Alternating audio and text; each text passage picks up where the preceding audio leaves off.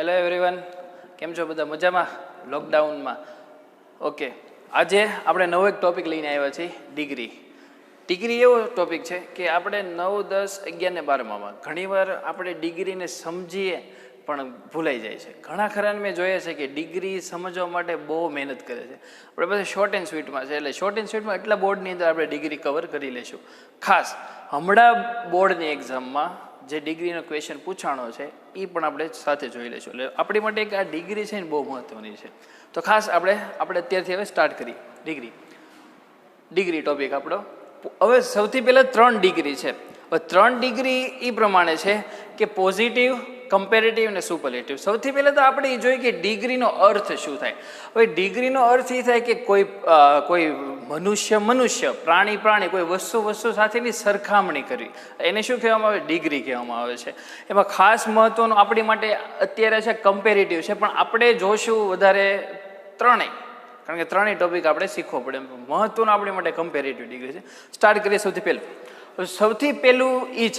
સૌથી પહેલું છે પોઝિટિવ. પોઝિટિવ ડિગ્રીમાં સૌથી પહેલી એ દર્શાવે છે કે એની અંદર આપણી માટે મહત્વની વસ્તુ કઈ છે? નો અધર. ખાસ યાદ રાખજો, નો અધર. નો અધર છે કોની સાથે રહેશે? એકવચન સાથે રહેશે. ખાસ યાદ રાખજો, નો અધર છે એ એકવચન સાથે રહેશે અને એને શું લાગશે? સો એઝ. સો એઝ જ્યાં ભાળો ત્યાં તમારે શું સમજવાનું? Positive degree. Second, very few. Most time be છે વેરી ફ્યુ. વેરી ફ્યુ સાથે એ કોની સાથે આવશે? તો કે બહુવચન સાથે. બરાબર? શું છે એમાં? As. No other, so as positive, very few as positive. આ પેલી પોઝિટિવ, આ ખાસ યાદ રાખજો. અને પછી સેકન્ડ શું છે? કમ્પેરેટિવ. ખાસ યાદ રાખજો, કમ્પેરેટિવ સરખામણી દર્શાવે. કેવી રીતે? હવે એનું વિશેષણ આપણે જોઈએ છે કે વિશેષણ શું હોય છે? કે લોંગ, ટોલ, બ્યુટીફુલ, એ બધું વિશેષણ હોય છે. હવે પોઝિટિવમાં આપણે લોંગ, ટોલ ને બ્યુટીફુલ બોલશું પોઝિટિવમાં, પણ હવે આપણે આ કમ્પેરેટિવ ડિગ્રીની અંદર કેવી રીતે બોલવું પડે? કે ઈઆર લગાડવો પડે. આપણે જોઈએ છીએ કે ઈઆર પ્રત્યે લગાડવો પડે પાછળ, વિશેષણની પાછળ. તો ઈઆર પ્રત્યે લાગશે તો શું થાય છે? લોંગર. પછી ટોલર. હવે આ બ્યુટીફુલર નહીં થાય તો વધારે પડતી સુંદરતા દર્શાવે. બ્યુટીફુલર એ બહુ થોડુંક ઓલું લાગે તો શું થશે? એની આગળ શું લાગશે? More beautiful. આ ખાસ યાદ રાખજો, મોર બ્યુટીફુલ કમ્પેરેટિવ ડિગ્રીમાં. હવે કમ્પેરેટિવ ડિગ્રી ઓળખાય ક્યાંથી? તો કે ધેન. બહુ મહત્વનું છે ધેન. આ ધેન, THEN, ધેન એટલે ત્યારે, ઈ ધેન. પણ આ ધેનમાં બહુ અલગ છે. જુઓ, ઈ અને એનો ખાસ યાદ રાખવાનું. બરાબર? એની પછી એની અધર વિશેષણ શું છે? એ શું દર્શાવે છે? એકવચન દર્શાવે છે. એની અધર અને પછી વિશેષણ. પછી મેની અધર અને મોસ્ટ અધર. મેની અધર, મોસ્ટ અધર એ શું દર્શાવે છે? બહુવચન દર્શાવે છે. એના પણ આપણે વિશેષણ જોયા. પહેલાં હજી એકવાર જોઈ લઈએ. લોંગર, ટોલર, મોર બ્યુટીફુલ, મોર ઇન્ટેલિજન્ટ, મોર ક્લેવર એ પણ કહી શકીએ, ક્લેવરર પણ કહી શકીએ, મોર ફેટર એ પણ કહી શકીએ આપણે. સમજાઈ ગયું? એની પછી છે સુપરલેટિવ.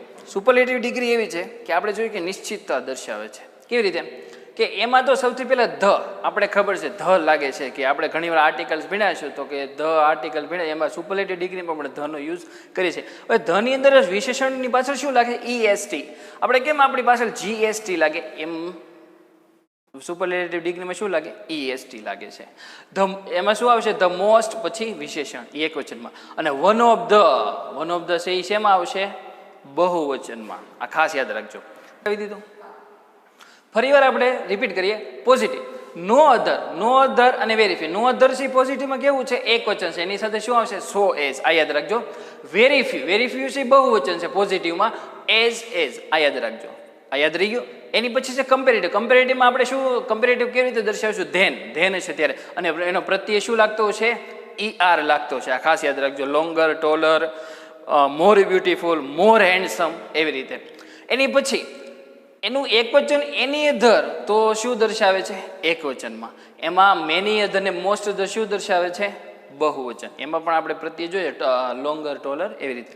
અને થર્ડ એન્ડ લાસ્ટ શું છે? સુપરલેટિવ. સુપરલેટિવ ડિગ્રીમાં પછી શું વિશેષણ સાથે લાગશે? EST. બરાબર. ઇંગ્લિશ સર્વિસ ટેક્સ, આપણે જીએસટી કેમ કે ગુડ્સ એન્ડ સર્વિસ ટેક્સ, એમ આ આપણી રીતે યાદ રાખી શકીએ. ક્લુ બનાવીએ તો ઈએસટી, ઇંગ્લિશ સર્વિસ ટેક્સ એટલે ઈએસટી લાગે. હવે શું છે, એક વચનમાં ધ મોસ્ટ અને પછી વિશેષણ લોંગેસ્ટ, પછી ટોલેસ્ટ, એવી રીતે. વન ઓફ ધ એ શું દર્શાવે છે?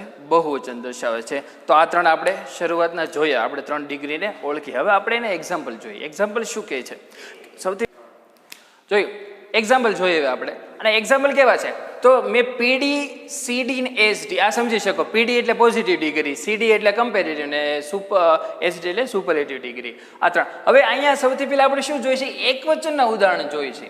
સૌથી પહેલા એવી રીતે 2 પાર્ટ પડેલા છે, એકવચન અને બહુવચન, એ બંને આપણે જોઈ.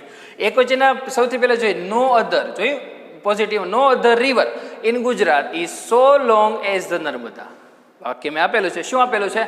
નો other river in Gujarat is so long as the Narmada. જો અહીંયા ધ્યાન રાખજો કે નો અધર છે, બરોબર. અહીંયા રિવર છે, એક નદી છે. સો અને એઝ, આ સો અને એસ થી ખાસ ઓળખી શકીએ કે પોઝિટિવ ડિગ્રીમાં નો અધર છે એકવચન દર્શાવે છે. આ ખાસ યાદ રાખો. ઘણીવાર એ પણ સાયન્સમાં, 12 સાયન્સમાં એવા વિકલ્પ હોય છે કે એ રિવર્સ પણ કરી શકે, તો આપણે ટી કરી નાખીએ છીએ. તો ખાસ ધ્યાન રાખવાનું. એની પછીનું કમ્પેરેટિવ કેવી રીતે થશે? The Narmada is longer than any other. જો આવી ગયું એની અધર છે એકવચન દર્શાવે કમ્પેરેટિવનું. The Narmada is longer than any other river in Gujarat, comparative. એની પછી last superlative. The Narmada is the longest, EST આવી ગયું છે અહીંયા એક વચનનું. The Narmada is the longest river in Gujarat. આ આપણે જોયું એક વચન. હજી એકવાર રિપીટ કરીએ, આપણે રિવિઝન કરીએ એટલે વ્યવસ્થિત આપણે મગજમાં બેસી જાય. ફરી વાર રિપીટ કરું છું, એક વચન ખાસ ધ્યાન રાખજો. પોઝિટિવ ડિગ્રીમાં no other river in Gujarat is આવી ગયું છે અહીંયા સહાયકારક ક્રિયાપદ is so long as the Narmada. આ પોઝિટિવ ડિગ્રી એકવચન. કમ્પેરેટિવ ડિગ્રીનું એકવચન જોઈએ. The Narmada is longer than. Than આવી ગયું છે અહીંયા આપણે જોયું છે THAN. ખાસ યાદ રાખજો, ફરી વાર કહું છું THAN. ધેન એની અધર એકવચન, એની અધર રિવર ઇન ગુજરાત. આ કમ્પેરેટિવનું એકવચન. Superlative degree the Narmada is the longest river in Gujarat. આ 3 ડિગ્રીનું છે આપણે એકવચન જોયું. મહત્વનું હવેરું બહુવચન એ પણ જોઈ લઈ સાથે. ધ્યાન રાખજો હવે ખાસ. પોઝિટિવ ડિગ્રીનું બહુવચન કેવી રીતે થશે? આપણે જોયું છે વેરી ફ્યુ. અમુક very few rivers in Gujarat are as long as the Narmada. જોયું ઇઝનું શું કર્યું છે આપણે અહીંયા? આર કર્યું છે એટલે બહુવચન દર્શાવે છે. અને એ સાથે શું આવી ગયું છે? એઝ હોય એ માત્ર કઈ ડિગ્રી થશે? પોઝિટિવ ડિગ્રી થશે. પણ કેવું વાક્ય થશે? બહુવચન થશે. આ બીજું ખાસ યાદ રાખજો. ફરી વાર બોલું છું, very few rivers in Gujarat are as long as the Narmada. Positive ડિગ્રીનું બહુવચન. કમ્પેરેટિવ ડિગ્રીનું બહુવચન આપણે જોઈએ હવે. The Narmada is longer than many other. તમે અહીંયા મોસ્ટ અધર વાપરો તો પણ ખોટું પડશે નહીં. મેં અહીંયા આપણે લખેલું છે the most, than many other અને ધેન મોસ્ટ અધર, એ પણ વાપરીએ. અહીંયા આપણે વાપર્યું છે many other. The Narmada is longer than many other rivers in Gujarat. Rivers આવી ગયું અહીંયા બહુવચન. ઓકે, કમ્પેરેટિવ ડિગ્રીનું બહુવચન. લાસ્ટ સુપરલેટિવ ડિગ્રીનું બહુવચન જોઈએ આપણે. The Narmada is one of the longest river. One of the longest river in Gujarat. ગુજરાતની બધી નદીઓમાંથી એક જ નર્મદા એવી કેવી છે? લાંબી નદી છે. ખાસ તમે પણ જાણો છો, બરાબર. આપણે જો ફરી વાર બહુવચનનું એક રિવિઝન કરી લઈએ એટલે આપણે મગજમાં વ્યવસ્થિત બેઠી જાય. બહુવચન પોઝિટિવ ડિગ્રીનું શું થાય? બહુવચન. Very few rivers in Gujarat are as long as the Narmada. આ પોઝિટિવ ડિગ્રીનું બહુવચન છે. Comparative degree the Narmada is longer than many other rivers in Gujarat. Comparative ડિગ્રીનું બહુવચન. ખાસ ધ્યાન રાખજો. એન્ડ લાસ્ટ સુપરલેટિવ ડિગ્રીનું બહુવચન જોઈએ. The Narmada is one of the longest. EST આવી ગયું છે અહીંયા. Longest river in Gujarat. તો ખાસ યાદ રાખજો, સુપરલેટિવ ડિગ્રીમાં વિશેષણની પાછળ ઈએસટી પ્રત્યે લાગશે. ઘણીવાર મોસ્ટ હેન્ડસમ પણ લાગે. Most handsome, beautiful. તો ત્યાં વિચારવાની બે જવાનું. મોસ્ટ હોય તો સુપરલેટિવ જ હોય. ખાસ કોની માટે હું કહું છું કે જે સાયન્સવાળાને ઓબ્જેક્ટિવ પ્રશ્નો આવે છે એની અંદર ઘણીવાર આવા ઓબ્જેક્ટિવ બનાવીને 4 મૂકી છે, તો આપણે કન્ફ્યુઝ થઈ જાય કે કયું વાક્ય છે એ સુપરલેટિવનું એકવચન વાક્ય છે કે બહુવચન વાક્ય છે. ખાસ યાદ રાખજો. આવા જે અમુક શબ્દો છે એ એમ જ ખબર પડે કે કયું છે, કઈ ડિગ્રીનું વાક્ય છે. હવે એક આપણે ડિગ્રી એક એક્ઝામ્પલ જોઈએ આપણે. તો એક્ઝામ્પલ આપણે બનાવશું. કેવું બનાવશું? તો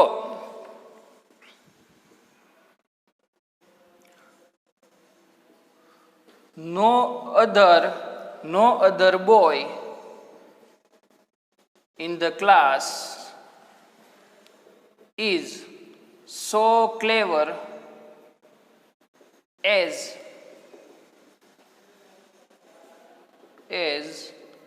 દીપક. પોઝિટિવ ડિગ્રીનું એક વચન છે. આ પોઝિટિવ ડિગ્રીનું એક વચન શું લીધું આપણે છે કે no other boy in the class is so clever as Deepak. બરાબર છે. કમ્પેરેટિવ ડિગ્રીનું આપણે એક વચન લઈ તો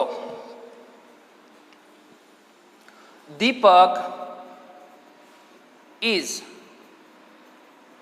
ક્લેવરર. યાર આવી ગયું છે. ક્લેવરર. Deepak is cleverer